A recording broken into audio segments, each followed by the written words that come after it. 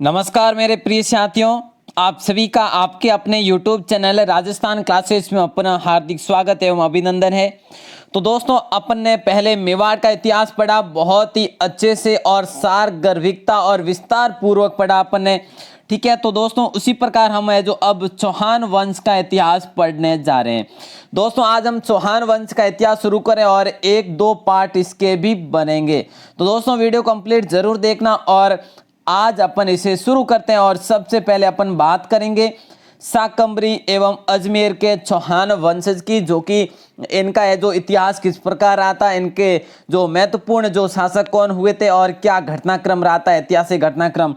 तो दोस्तों video complete जरूर देखना और आज अपन बहुत ही महत्वपूर्ण जानकारी हासिल करने वाले हैं। तो दोस्तों इस क्विज को आप सभी के द्वारा देखी जानी चाहिए, तो है ना। चलिए तो दोस्तों अपन स्टार्ट करते हैं शाकंभरी एवं अजमेर के चौहानों के बारे में। अब यहाँ पर अपन बात करें इनके उत्पत्ति के संबंध में, तो उत्पत्ति के संबंध में अनेकों इतिहासकारों के मत आए हैं। तो अपन देखते हैं क्या क्या मत है। देखिए दोस्तों, यहाँ पर अपन बात करें तो अपन बात करें तो देखिए पृथ्वीराज रासो में चौहानों की अग्नि कुंड से उत्पन्न हुआ माना जाता है। पृथ्वीराज रासो में चौहानों को अग्नि कुंड से उत्पन्न बताया जाता है। ठीक है, तो पंडित गौरी शंकर हीराचंद ओझा ने चौहानों को सूर्यवंशी मानते हैं ये। ठीक है, और इनके साथ पृथ्वीराज विजय, अमीर महाकाव्य एवं सूर्यजन चरित्र में भी इन्हें सूर्यवंश ही माना है। तो दोस्तों सूर्यवंश किस किसने माना है? पंडित गौरीशंकर हीराचंद ओझा ने, और पृथ्वीराज विजय, अमीर महाकाव्य और सूर्यजन चरित्र में भी ऐसा ही कहा गया है। और पृथ्वीराज रासो में अग्निकुंड से उत्पत्ति माना गया है। तो दोस्तों इसी प्रकार कर्नल जेम्स टॉड ने चौहानों को मध्य एशियाई मतलब कि विदेशी बताया है। तो डॉक्टर दशरथ शर्मा बिजुलिया लेख के आधार पर चौहानों को ब्राह्मण वंशी माना है। ठीक है, तो किसने? डॉक्टर शर्मा ने, मतलब दशरथ शर्मा ने बिजुलिया लेख के अनुसार इनके आधार पर चौहानों को ब्राह्मण वंशी माना है। दोस्तों अगर यहाँ पर बात करें तो 1177 ईस्वी को देखिए हांसी शिलालेख एवं माउंट आबू के चंद्रवर्ती के चौहानों का अचलेश्वर मंदिर का लेख चौहानों को चंद्रवंशी बताता है। तो दोस्तों आप ये ध्यान रखेंगे कि हांसी शिलालेख और माउंट आबू के चंद्रवती के चौहानों का जो अचलेश्वर मंदिर है, मंदिर का जो लेख है वो बताता है कि ये चंद्रवंशी है। ठीक है, तो दोस्तों आपको ध्यान में रखना है। और ये जो सबसे पहले चौहानों का जो शिलालेख पाया गया वो दोस्तों कौन सा? हंसोट शिलालेख पाया गया। ठीक है, हंसोट शिलालेख, आप इसे ध्यान में रखेंगे। ठीक है, चलिए दोस्तों आगे अपन बढ़ते हैं। आगे अपन बढ़े तो दोस्तों इनका मूल स्थान माना जाता है जांगल प्रदेश में, शाकंभरी और सांबर के आसपास जो सपाद लक्ष्य माना जाता है, ये है जो शुरुआती क्षेत्र इनका मूल स्थान माना जाता है। इनकी राजधानी अहिछत्रपुर नागौर थी, जो कि सबसे प्राचीन राजधानी थी। दोस्तों सांबर झील का निर्माण वासुदेव द्वारा करवाया गया था, और वासुदेव के बारे में अपन कुछ जानकारी देख लेते हैं। सबसे पहले अपन देखते हैं वासुदेव चौहान के बारे में। ठीक है, तो दोस्तों वासुदेव चौहान के बारे में देखते हैं। और ये लीजिए, चौहानों का मूल स्थान जांगल प्रदेश में सांबर के आसपास सपाद क्षेत्र को माना जाता है, ये तो अपन ने पहले क्लियर किया है। तो दोस्तों इनकी प्रारंभिक राजधानी भी अहिछत्रपुर नागौर ही थी, तो ये भी आप जरूर क्लियर करेंगे साथ साथ में वापस से। और दोस्तों बिजुलिया शिलालेख के अनुसार सपाद लक्ष्य के चौहान वंश का संस्थापक, ये दोस्तों आपको प्रश्न किया जाए ना कि किस शिलालेख के अनुसार, क्या किस शिलालेख के अनुसार सपाद लक्ष्य चौहान वंश के संस्थापक जो थे वो वासुदेव चौहान थे? तो दोस्तों बिजुलिया शिलालेख के अनुसार। ठीक है, तो वासुदेव चौहान नामक शासक थे जिन्होंने चौहान वंश की यहाँ पर नींव डाली थी, और दोस्तों जिसने 551 के आसपास वंश का शासन प्रारंभ किया था। कब? 551 के आसपास। ठीक है, और दोस्तों सांबर झील का निर्माण वासुदेव चौहान के द्वारा ही करवाया गया था, इन्होंने जो शुरुआत करवाई थी। ठीक है, चलिए दोस्तों, और यहाँ पर अगर बात करें तो वासुदेव चौहान को दोस्तों चौहानों का आदि पुरुष भी कहते हैं। क्या कहते हैं? चौहानों का आदि पुरुष कहते हैं। तो दोस्तों बिजुलिया शिलालेख ये किसके द्वारा निर्मित है? ये सोमेश्वर द्वारा निर्मित है। किसके द्वारा है? सोमेश्वर द्वारा। ठीक है, तो ये चीजें आपको है जो ध्यान में रखनी है। चलिए दोस्तों, और वैसे दोस्तों यहाँ पर कहा भी ये भी जाता है कि ये वास्तविक में क्या है, ये प्राकृतिक झील है, सांबर झील प्राकृतिक झील है। ठीक है, लेकिन आपको ये दोनों तथ्य ध्यान में रखने हैं। और अपन झीलें अच्छे से पढ़ी है अलग से, तो आप अवश्य यदि देखना चाहे तो देख सकते हैं, क्योंकि अपने पास काफ़ी समय है और अपना सिलेबस जो कंप्लीट करना है। आप जो नए जुड़े हैं ना, उनसे मेरी रिक्वेस्ट है कि आपने जो भी पिछली जो अपने भौगोलिक स्थिति के आधार पर मतलब भूगोल पढ़ा है ना, उसमें झीलें नदियाँ वगैरह सब पढ़ी है। तो आप में से किसी ने नहीं देखे तो अवश्य देखना, ताकि ये जो आपके क्लियर हो, भूगोल भी क्लियर हो जाए और कला संस्कृति का सारा टॉपिक है जो कंप्लीट करवा रखा है वो भी आपने नहीं देखा तो जरूर देख लेना। दोस्तों अजय पाल के बारे में बात करें तो अजय पाल ने 7वीं सदी में सांबर कस्बा बसाया। ठीक है, सांबर कस्बा बसाया और तथा अजमेरू दुर्ग की स्थापना की।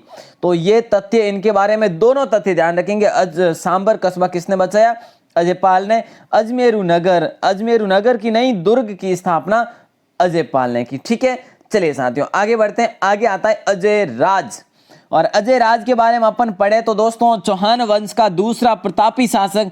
दोस्तों देखिए, चौहान वंश का दूसरा प्रतापी शासक, यह पृथ्वीराज प्रथम के पुत्र थे। और दोस्तों अपन है जो इसके बाद अपन पढ़ेंगे विग्रहराज के बाद अर्णोराज के बाद में विग्रहराज, और विग्रहराज के बाद में अपन पढ़ेंगे पृथ्वीराज चौहान। तो दोस्तों पृथ्वीराज चौहान तृतीय पढ़ेंगे, ये है जो पृथ्वीराज द्वितीय प्रथम है। ठीक है, तो आप ध्यान रखेंगे ये पृथ्वीराज प्रथम के पुत्र अजय राज हुए, और 1113 के लगभग अजयमेरू नगर बचाया इन्होंने। ठीक है, अजयमेरू दुर्ग की स्थापना किसने की? अजय पाल ने की। ठीक है, अजयमेरू नगर किसने बचाया?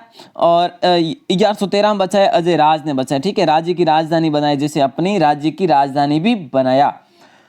तो दोस्तों यहाँ पर अपन बात करें तो यहाँ पर श्री अजय देव नाम से चांदी के सिक्के भी चलाए। ठीक है, रानी सोमलेखा ने भी अपने नाम के सिक्के चलाए। ठीक है, और दोस्तों और है जो अपन बात करें तो अनिहल पाटन के चालुक्य शासक मूलराज को हराया। ठीक है, और दोस्तों तारागढ़ दुर्ग, ये अनिल पाटिया ये कहाँ का था? ये गुजरात, वर्तमान में गुजरात है। ठीक है दोस्तों, ये ध्यान रखेंगे। देखिए चालुक्य शासक मूलराज को हराया। ठीक है, और रानी सोमलका ने और अजय देव ने अपने अपने नाम से चांदी के सिक्के भी चलाए, और तारागढ़ दुर्ग अजमेर नगर में बनवाया। दोस्तों तारागढ़ दुर्ग है जो कहाँ पर बनाया? अजमेर नगर में बनाया। किसने बनाया? अजय राज ने बनाया दोस्तों। और ये जो थे ना, ये दिगंबरों व श्वेतांबरों के मध्य शस्त्रार्थ की अध्यक्षता है जो की थी इन्होंने। ठीक है, और दोस्तों ये जो अजमेर को नगर बना के राजधानी बनाया, तो सबसे पहले चौहानों की राजधानी अजमेर को अजय राज ने ही बनवाया था। ठीक है दोस्तों, चलिए अगले टॉपिक की, और अगला टॉपिक आता है अपना अर्णोराज। और अर्णोराज के बारे में अगर अपन बात करें तो अजय राज के बाद 1133 में अर्णोराज शासक बने। ठीक है, और अर्णोराज ने तुर्क आक्रमणकारियों को बुरी तरह से हराया था, और अजमेर में आना सागर झील का निर्माण भी इनके द्वारा ही करवाया गया। तो दोस्तों ये ध्यान रखेंगे आप, तुर्कों को है जो कब हराया था? तुर्कों को 1136 में हराया था। ठीक है, और दोस्तों हराकर पराजित करने के बाद आना सागर झील बनाई थी, और पुष्कर में इन्होंने वराह मंदिर भी बनाया। पुष्कर में वराह मंदिर भी इनके द्वारा बनवाया गया।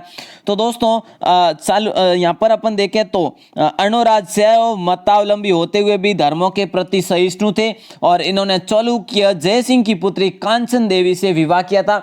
अर्णोराज की पत्नी का नाम कांचन देवी था दोस्तों। ठीक है, तो ये चीज आप ध्यान रखेंगे। अर्णोराज ने आना सागर, ये यहाँ पर सेम जुड़े, जैसे अजय राज, तो अजय राज ने अजमेर नगर की स्थापना की, अजय राज। ठीक है, और इसी प्रकार अर्णोराज तो आना सागर की स्थापना की, इन्होंने झील की स्थापना की। तो दोस्तों विवाह है जो कांचन देवी से, और वरा मंदिर पुष्कर में इनके द्वारा बनवाया गया। अर्णोराज शैव मतावलंबी थे बिल्कुल। चालुक्य शासक कुमार पाल ने आबू के निकट युद्ध में इन्हें हराया। ये है जो वर्णन कहाँ पर मिलता है? प्रबंध सीतामणि और प्रबंध कोश ग्रंथों में मिलता है। ठीक है दोस्तों, चलिए आगे अपन बात करते हैं, और इससे पहले कुछ तथ्य जो है वो भी अपन बता देते हैं, अपन देख लेते हैं कि इनके जो पुत्र थे जगदेव ने इनकी हत्या की थी। किसने? जगदेव ने, इनके पुत्र जगदेव ने इनकी हत्या की थी। और दोस्तों चौहानों में वो पितृहंता कहलाया। चौहानों में पितृहंता कौन कहलाया? चौहानों में पितृहंता पुत्र जगदेव कहलाया इनका पुत्र। और दोस्तों मेवाड़ में पुत्रहंता कौन कहलाया? उदा कहलाया। ठीक है, मेवाड़ का पुत्रहंता मतलब कि सिसोदिया का। चलिए दोस्तों, इनके बारे में अगर बात करें तो इन्हें और क्या नाम से कहा जाता है? और इन्हें आनाजी के नाम से भी कहा जाता था, आनाजी। ठीक है दोस्तों, ये चीज भी ध्यान रखेंगे। चलिए अगले प्रश्न की ओर बढ़ते हैं। और अगला टॉपिक ये है कि विग्रहराज चतुर्थ, या फिर आप कह सकते हैं विसल देव, या कह सकते हैं कवि बांधव। इनके ये नाम है दोस्तों, विग्रहराज चतुर्थ, विसल देव और कवि बांधव। और इनका जो शासन काल रहा था दोस्तों, कहीं पर आपको 1158 से 1163 मिलेगा, तो कहीं पर आपको 1153 से 1163 मिलेगा। तो दोस्तों 1153 में ये अजमेर की गद्दी पर बैठ गए थे। ठीक है, तो आपको ध्यान में रखना है। और अपन बात करें आगे तो शाकंभरी व अजमेर का महान चौहान शासक हुए थे ये। ठीक है, और ये जो सपाद लक्षित दोस्तों, इनका जो शासनकाल रहा था वो स्वर्ण युग के नाम से जाना गया। और गजनी शासक अमीर खुसरो, जिसका नाम अमीर भी था, उसको हराया सबसे पहले। उसके बाद दिल्ली के तोमर शासक को पराजित किया दोस्तों, और दिल्ली को अपने अधीन करके तोमर शासक को अपना सामंत बना दिया। ठीक है, ये था बिल्कुल है जो इनका शासन। और अच्छे योद्धा थे, इनके साथ साथ ये सेना नायक भी अच्छे थे। और इनके साथ साथ ये विद्वानों के आश्रयदाता होने के कारण इन्हें कवि बांधव कहा भी जाता है। तो दोस्तों कवि बांधव की उपाधि किसे दी गई? चौहान शासक विग्रहराज चतुर्थ को, बीसल देव को है जो ये उपाधि दी गई। दोस्तों संस्कृत भाषा में इन्होंने हरिकेली नाटक की स्थापना की थी। किस नाम से? हरिकेली नाम से। और नाटक था ये संस्कृत भाषा में। और इसके अंतर्गत दोस्तों क्या आता है? वर्णन क्या मिलता है हमें? विषय वस्तु का जो वर्णन मिलता है वो अर्जुन व शिव के मध्य युद्ध की विषय वस्तु का वर्णन है जो मिलता है। ठीक है, तो साथियों इन्होंने बीसलपुर नामक कस्बे पर झील का निर्माण भी करवाया। कस्बे व झील का निर्माण दोस्तों यहां पर क्लियर करेंगे। बीसलपुर नामक कस्बा और झील, जो कि दोस्तों आज बांध बना हुआ है, वो कहां पर है? टोंक में है। ये जो निर्मित किया गया, शुरुआत निर्मित की गई ये झील और कस्बा, ये किसके द्वारा? ये विग्रहराज विसलदेव द्वारा ही किए गए हैं दोस्तों, ये चीज अवश्य ध्यान रखेंगे। और दोस्तों अगर अपन बात करें तो एकादशी के दिन इन्होंने पशुवध पर भी प्रतिबंध लगाया था। तो इनका जो शासन काल रहा था वो स्वर्ण युग, बिल्कुल सपाद लक्ष्य का शासनकाल, इनका शासनकाल स्वर्ण युग माना जाता है। ठीक है, चलिए दोस्तों, और इन्हें पूरे चौहान वंश में भी इनको स्वर्ण युग के रूप में माना जाता है। ठीक है, चलिए दोस्तों अपन यहाँ पर बात करें तो लास्ट में अंतिम में देखते हैं दरबारी जो कवि इनके थे वो थे सोमदेव, जो कि प्रकांड कवि थे। ठीक है, और दोस्तों इन्होंने जो ललित विग्रहराज नाटक की रचना भी की थी। ठीक है, ललित विग्रहराज नाटक की रचना।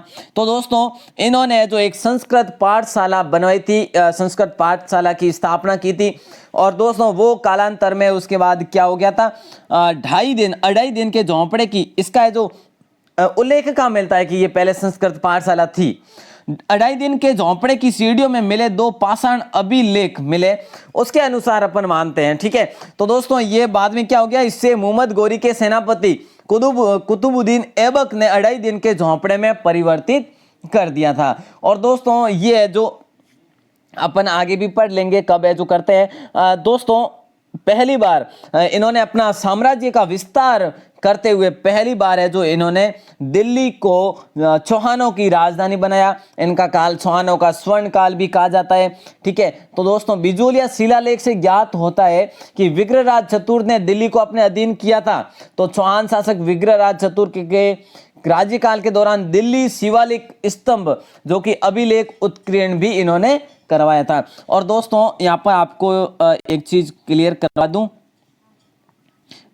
करिए अवश्य यहाँ पर। ठीक है, देखिए दोस्तों वह उन हिंदू शासकों में से एक था, वह उन, आप यहाँ पर सुन लीजिए, वह उन हिंदू शासकों में से एक था जो कालिदास व भवभूति से होड़ कर सकता था। यह कथन किसने कहा था? किसके लिए? विग्रहराज के बारे में ही कहा था और किल हॉर्न ने कहा था दोस्तों। ठीक है, चलिए ये तो आपके हो गए यहां तक। अब आगे अपन पढ़ेंगे पृथ्वीराज तृतीय दोस्तों, और पृथ्वीराज तृतीय पढ़ेंगे ना ये अपन अलग से। अब अपना ये मतलब कि अजमेर के चौहानों की अगर बात करें, शाकंभरी चौहानों की अगर बात करें, तो इनका शासनकाल, इन्हीं ये लास्ट प्रतापी शासक हुए थे, ये अपन कल सुबह पढ़ लेंगे। ठीक है, तो दोस्तों आज की वीडियो यहीं तक है, आज की क्लास यहीं तक है। आपको कैसी लगी अवश्य बताएं। और दोस्तों अपन इसी प्रकार पूरा इतिहास पढ़ेंगे अच्छे से, विस्तार से, जहां पर से भी जानकारी मैं जुटा पाऊं वो आपके लिए मैं ऐड करने की कोशिश पूरी करता हूं।